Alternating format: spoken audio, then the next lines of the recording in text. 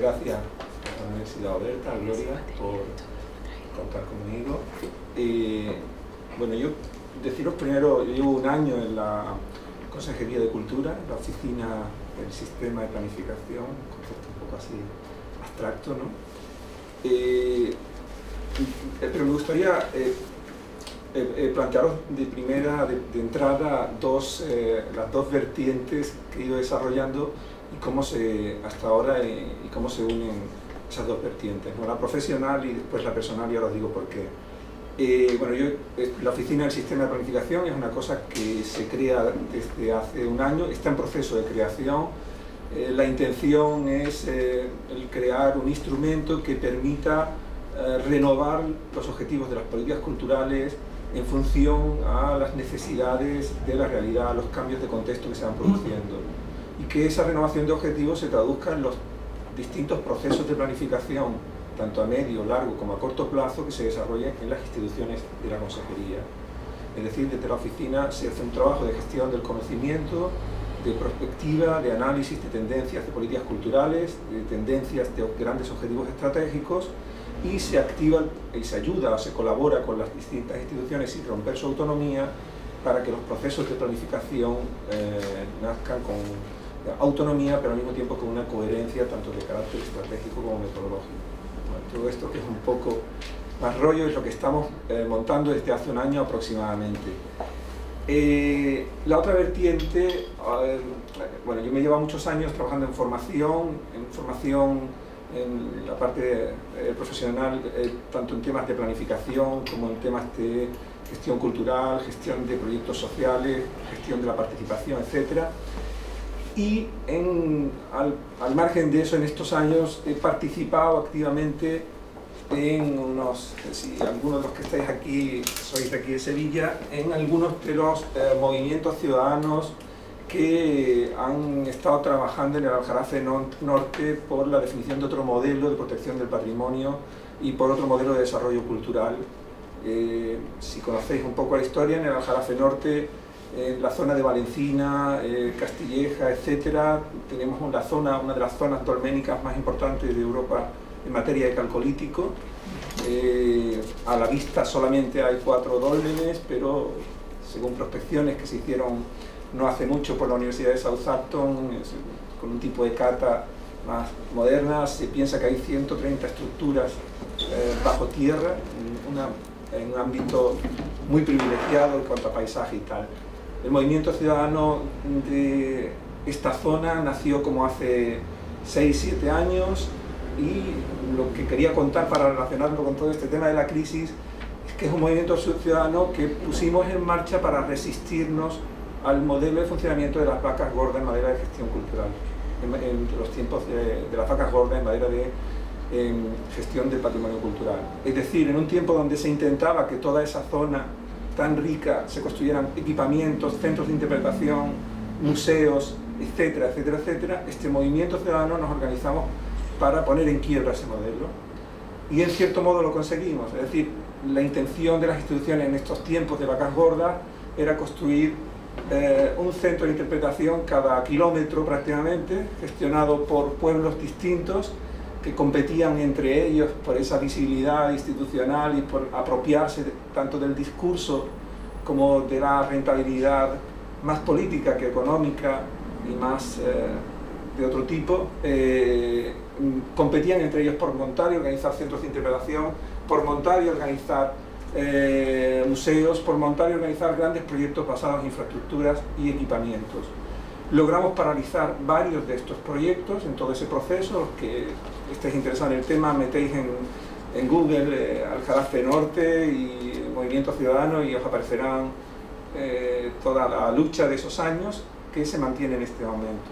Quiero decir con eso que desde la perspectiva de ciudadano, entre comillas, activista, parte de ese movimiento ciudadano, nos resistíamos al modelo de generación de recursos, al modelo de toma de decisiones, al modelo de gestión que estaba en aquel momento dentro de las distintas administraciones, no solo en Andalucía, no solo en Sevilla, sino en el conjunto del país. Ahora nos ha llegado la crisis, y con la crisis ese modelo, como ciudadano, padecemos que se pone en cuestión, ya no hay dinero para los equipamientos, ya no quieren montar centros de interpretación porque no hay dinero, ya no hay dinero para los museos. En esa parte, en ese movimiento ciudadano, vivimos con felicidad la crisis. Vivimos con felicidad la crisis en esa parte. ¿Por qué? Porque no hay más forma que hacer en este momento cultura, que gestionar cultura, que regresando a otro tipo de patrones basados en los ciudadanos, basados en otros modelos, basados en los procesos más que en los eventos, etcétera, etcétera, etcétera. En ese sentido, yo me agarro ahí a la manera en que la grafía china recoge la palabra crisis, que son dos figuras, una de ellas quiere decir peligro y la otra es oportunidad. Desde esa perspectiva creo que la crisis tiene múltiples dimensiones en este momento, es real, es objetiva, para las instituciones culturales lo es, pero tiene muchos matices. Y debajo del concepto crisis estamos ocultando, o se están ocultando, muchas variables, algunas manejables, otras inmanejables y desde luego profundamente inmanejables desde las herramientas que tienen que ver con modelos de gestión del pasado. Ese es un poco el planteamiento global. Desde ese planteamiento global, cuando yo llego a la Consejería de Cultura, la frase que con mayor insistencia escucho, bueno, yo llegaba hace un año, tengo que poner en marcha todo esto hace un año, y la frase que escucho con mayor resistencia es una frase que traducida a términos de museo, pero se podría aplicar a bibliotecas o a lo que sea, era yo no estoy para planificación cuando no puedo pagar la luz de mi museo. Déjame de planificación, déjame de sentarme a hacer planes cuando no puedo pagar la luz de mi museo, cuando no puedo pagar la luz de la biblioteca, porque efectivamente la crisis es una realidad objetiva que se vive de distinta manera en función a los distintos equipamientos, a las situaciones que en el contexto, en el mapa cultural, la cartografía cultural de una comunidad o de una región tiene cada equipamiento y que está afectando a todo el mundo hasta esos niveles. Hay museos, hay bibliotecas que no tienen equipamiento o hay directamente centros que el personal se está poniendo en la calle y en el futuro cada vez más, sobre todo con el personal municipal, con el tema de la ley de estabilidad presupuestaria que obliga a los ayuntamientos a planes de saneamiento que fundamentalmente siempre se suelen basar en temas de cultura. Pero bueno, esa sería otra cuestión. Esa era la frase que yo más escuchaba cuando intentaba que nos sentáramos a pensar, a abordar cosas, a solucionar problemas de contexto. Y a partir de esa frase hay 5 imágenes que son las que yo quería trasladaros. Si me da tiempo ahora, las 5, y si no, a lo largo del debate, siguiendo un poco esa idea del escritor francés Georges Pérez, que hacía listas de todas las cosas a partir de imágenes o de relatos. A mí hay 5 relatos que me ayudan a entender lo que está sucediendo en esta historia de la crisis. El primero, que os lo mandaba en el texto que os envié, es esta historia de la avispa, de una especie que un entomólogo estudia el comportamiento de esta avispa, la especie que se llama Sphex, el comportamiento de la avispa, y observa cómo la avispa cuando va a poner el huevo siempre va por la oruga, la lleva hasta la entrada de la colmena, hasta la entrada de su nido, y entra a inspeccionar el nido a ver si está en condiciones, revisa todo el nido, si hay algún elemento extraño, gasta su energía, gasta sus recursos, es un proceso protocolario, rutinario que repite una vez y otra, y cuando sale, si la oruga se ha desplazado bien por el viento, bien porque alguien la ha cogido, bien por lo que sea, la avispa vuelve a repetir otra vez el protocolo, vuelve a salir una y otra vez, aunque ya no esté la oruga. Repite una y otra vez, aunque la oruga haya desaparecido. Mi percepción, y esta es la imagen lo que me plantea, es una imagen que me sirve, este primer relato me sirve para identificar o para reflexionar acerca de la naturaleza de la crisis. Cuando hablamos en materia de cultura, estamos hablando solamente de una crisis de financiación, de una crisis de recortes económicos que efectivamente existe, eso es indudable y lo puede decir cualquier persona que está gestionando un centro, un equipamiento o personas que están gestionando proyectos ciudadanos.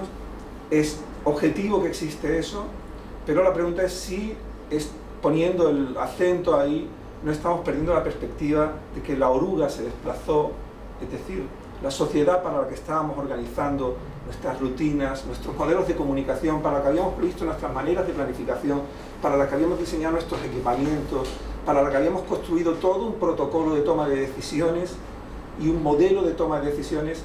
Es decir, la oruga se desplazó, ya no está, y nosotros seguimos actuando para algo que ya no existe, para una sociedad que en este momento es solamente un reflejo en nuestros procedimientos, pero que como cuestión palpable ya ha dejado de existir. Es decir, hablamos de una crisis económica o hablamos de una crisis del modelo de gestión de la cultura, del modelo de relación de la cultura, del modelo de la manera en que la cultura se relaciona con esta sociedad y del papel que la cultura tiene con esa sociedad, con esta sociedad.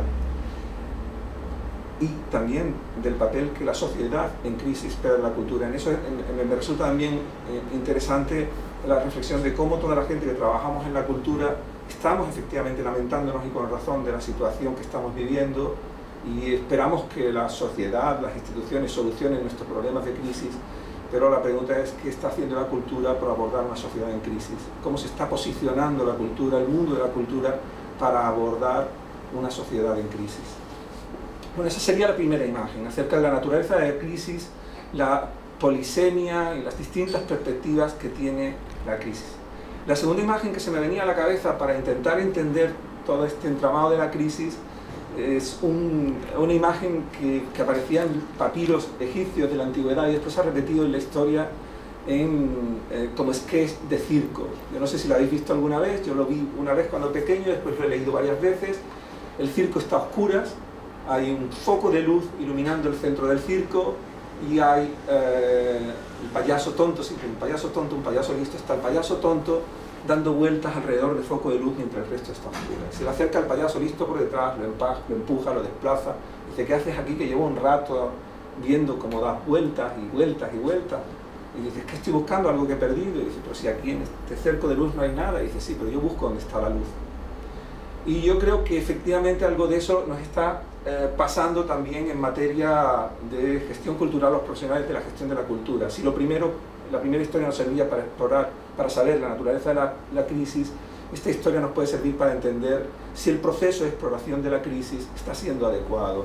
Yo creo que efectivamente en muchas cuestiones estamos abordando la búsqueda de soluciones de la manera, con las mismas armas que hemos construido los problemas de todos estos años.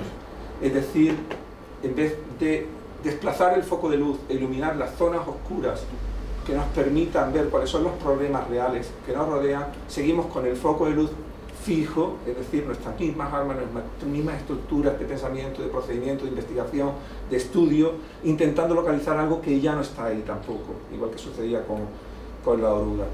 ¿Por qué está sucediendo esto? A mí me parece que hay dos elementos fundamentales que condicionan el proceso de exploración de la crisis. Bueno, creo que esos dos elementos nos llevan a una cuestión. Toda la gente que estamos en el mundo de la cultura estamos buscando soluciones cuando probablemente es el momento de rehacer las preguntas. Estamos intentando identificar soluciones que responden a viejas preguntas, cuando las preguntas que tenemos que abordar son nuevas, son distintas y no tienen que ver con eso. Dice un adagio de la creatividad, que cuando estés en una situación de crisis no detengas el proceso de exploración y no detengas el proceso de exploración de preguntas antes de intentar buscar respuestas. Se trataría de desplazar el foco, armar nuevas preguntas. En esa dirección creo que hay dos problemas que están condicionando el proceso de exploración. Por una parte, la fragmentación que hay en el ámbito de la gestión cultural, que es una fragmentación que es histórica, en la que los distintos sectores de manera aislada han ido construyendo y elaborando su discurso, y dentro de los propios sectores, es decir, el sector de los museos, de la biblioteca, del tal no sé cuánto, los distintos segmentos profesionales también en competencia entre ellos. Los científicos en el campo de la arqueología, los eruditos, los gestores dentro de la arqueología, es decir, hay una fragmentación en el discurso que hace que también el proceso de exploración esté siendo fragmentado cuando hay elementos comunes y la realidad se manifiesta de manera interdependiente y los problemas de la realidad son interdependientes. Esa fragmentación que tiende a la atomización, y que no es tanto una crítica como una constatación de cuál ha sido el proceso histórico y hasta dónde ha llegado la gente, y quizás ha llegado otro momento de revertir todo eso, esa fragmentación que se manifiesta en esa frase de cómo voy a hacer planes si no tengo la luz para pagar mi museo, para mi museo, no tengo dinero para pagar la luz de mi museo. Esa fragmentación, junto a otro aspecto que está ayudando, que está impidiendo una visión clara de los problemas, que es la distorsión que hay en el campo de la cultura. Distorsión por dos razones fundamentales. Porque durante mucho tiempo, ese tiempo de las vacas gordas, ha habido una sobreabundancia en la puesta en marcha de proyectos sin que existiera fundamentación y justificación de muchos de ellos, y como con posterioridad a ellos no ha habido evaluaciones rigurosas que permitieran identificar, que nos permitan en este momento identificar cuál es la situación real del ámbito. No sabemos exactamente, cuando hablamos de crisis, están detrás de ese concepto, se solapan proyectos que funcionan con proyectos que no funcionan. Y se habla con la misma nivel de reclamo, de exigencia, de situación, esos proyectos que no funcionan que los que funcionan. Es decir, la distorsión, porque se ha sobredimensionado en algunos casos el ámbito, en otros ha habido escasez de recursos, equipamientos y proyectos, y en segundo lugar, porque desconocemos la situación real del ámbito, hay una falta de estudios, de profundización, etcétera, que ha sido también atávica dentro del campo de la gestión cultural, que ha sentido que no tenía por qué en muchos casos justificar muchas cosas. No sé si me queda más tiempo como para terminar o... Sí. Esas dos cuestiones me parecen fundamentales a la hora de ver que estamos que la naturaleza del proceso de exploración de crisis, de la salida de la crisis, está siendo condicionada por algunos factores. Una tercera imagen tiene que ver con la naturaleza de la realidad y las variables de los cambios que se están produciendo en nuestra realidad social, institucional, tecnológica, en los procesos de comunicación. Y para abordar esta, la imagen que se me venía a la cabeza es una imagen de una obra de teatro de un autor que se llama Boto Strauss. En esa obra de teatro hay un momento en que un personaje está comiendo en un restaurante y inesperadamente ese personaje se levanta, se pone en pie y empieza a reclamar la atención de la gente. Y todo el mundo lo mira y él hace así y dice, ah, nada, y se sienta y sigue comiendo. Y a los 5 minutos repite la escena, y vuelve a mirarlo la gente, todo el restaurante se queda en silencio y todo el restaurante, y él, ah, nada, nada, y vuelve a hacerlo. A la cuarta o quinta vez ya nadie le ha echado cuenta, ¿no? A mí me da la sensación de que el modelo de comportamiento de las instituciones públicas ante la sociedad durante mucho tiempo ha tenido que ver con eso, con reclamar la centralidad para hacer una convocatoria al espacio público dominado por las instituciones públicas. Y esto me parece que ya no es real, que en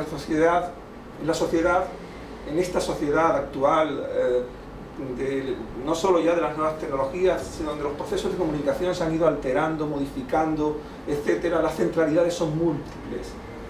Las centralidades son múltiples en los territorios, la realidad se ha hecho difusa, los papeles y los perfiles de los ciudadanos se han hecho híbridos, ya no están tan nítidos, y las instituciones, sin embargo, nos habíamos organizado para polaridades estáticas, polaridades rígidas, en las que entendíamos que los papeles eran de administración, administrados, creadores, consumidores, usuarios, tal. Esas polaridades se han hecho difusas, son magmáticas, híbridas, y eso ha hecho que ese cambio en las polaridades haya cuestionado o esté cuestionando constantemente nuestros modelos de comunicación, nuestros modelos de gestión, nuestros modelos de relación, etcétera, ¿no?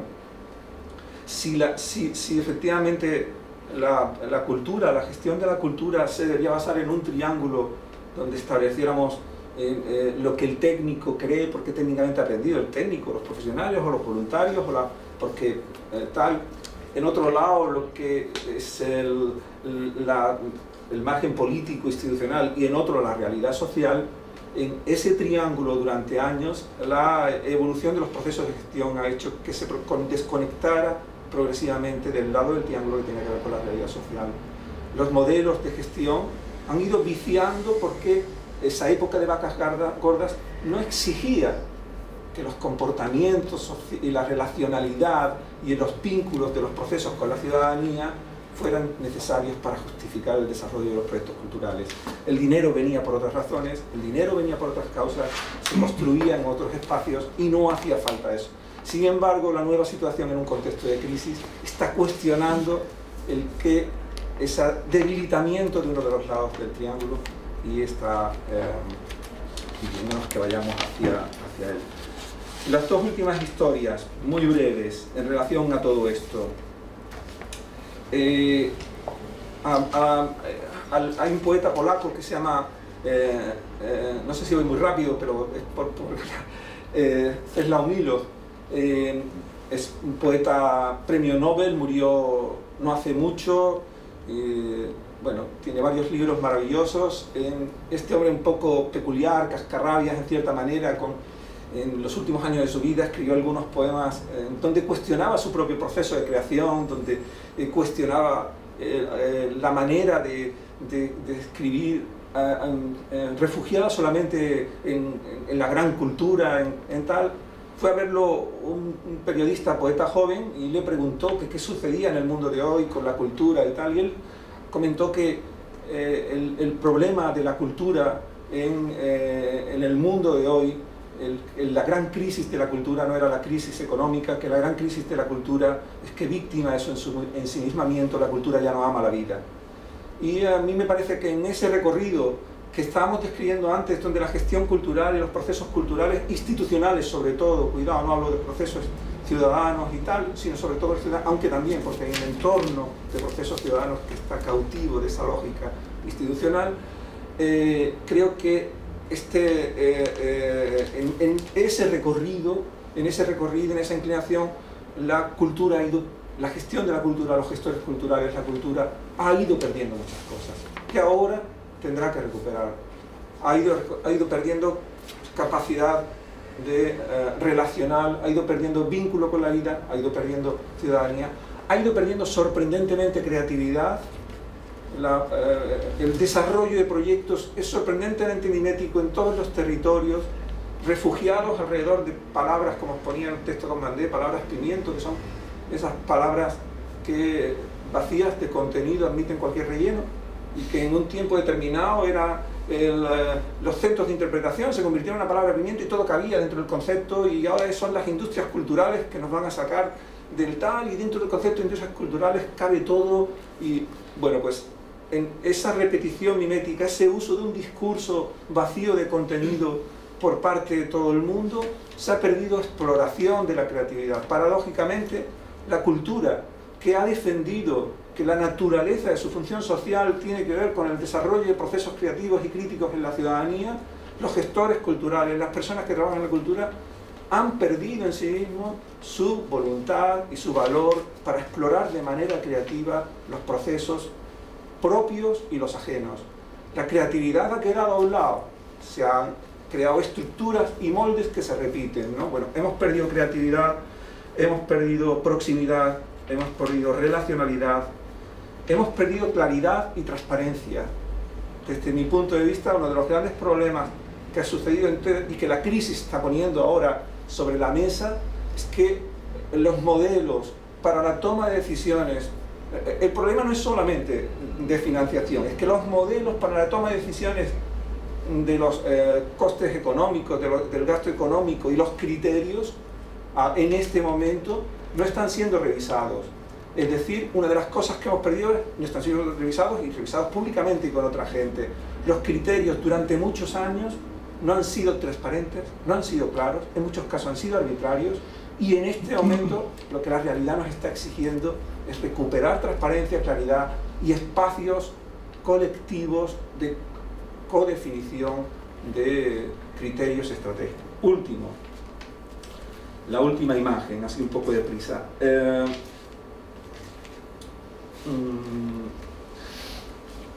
Dice también un pensamiento que de tradición taoísta, que probablemente la creatividad no es más que volver al lugar del que partimos y verlo por primera vez en su plenitud de significado, en su plenitud de potencialidades. Yo creo que a la gestión cultural en este momento le hace falta algo de esos, que precisamente la crisis a lo que los tiene que llevar es a ese regreso al lugar del que parte la cultura, para ver en toda su potencialidad, con todas sus posibilidades, lo que significa las posibilidades de ese lugar.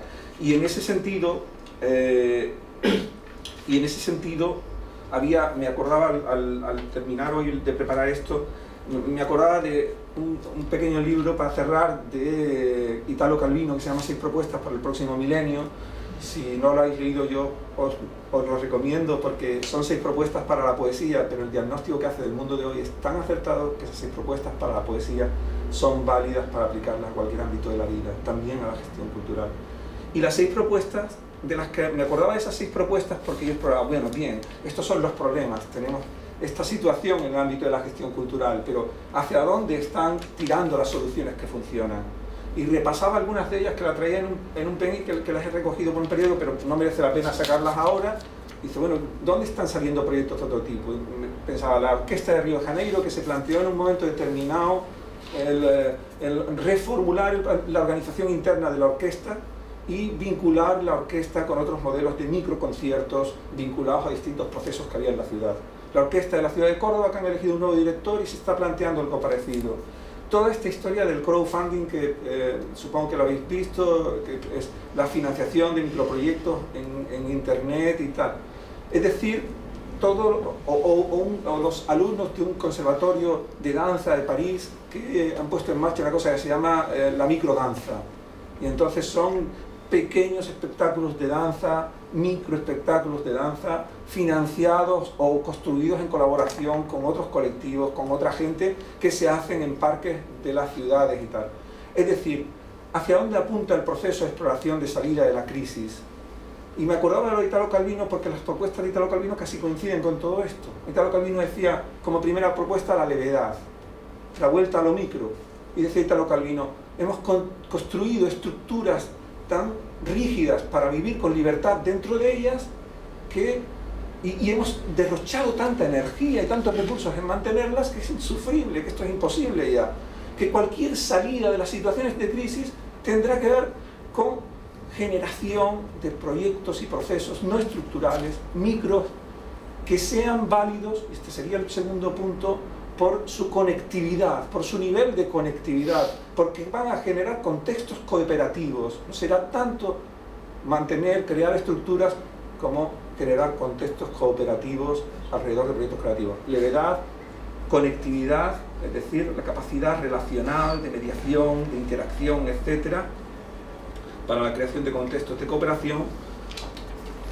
Permeabilidad es el tercero, receptividad, permeabilidad, volver a establecer diálogos, recuperar la capacidad de establecer diálogos y consensos, no imponiendo criterios propios, sino verdaderamente estando en los territorios, con los grupos, con los colectivos, etc. Visibilidad, la capacidad de ser visibles en esos ámbitos, en esos contextos y de otra manera, y la creatividad o la capacidad de ofrecer respuestas diversas en un mundo que en muchos niveles tiende a la homogeneización, donde se está perdiendo ideodiversidad al mismo nivel que se pierde biodiversidad. Es un papel de las instituciones y de los proyectos culturales apostar desde lo pequeño, conectivo, más allá del peso de las estructuras, por la recuperación de la ideodiversidad en lo territorial, en lo próximo y alrededor de los proyectos. Casi todos los proyectos que están explorando salidas en este momento tienen que ver con eso, con lo micro, con lo pequeño, con lo que permite maniobrar en contextos de conectividad con otra gente, y para eso significa otros niveles de comunicación, etc. Esta es un poco la... Muy bien.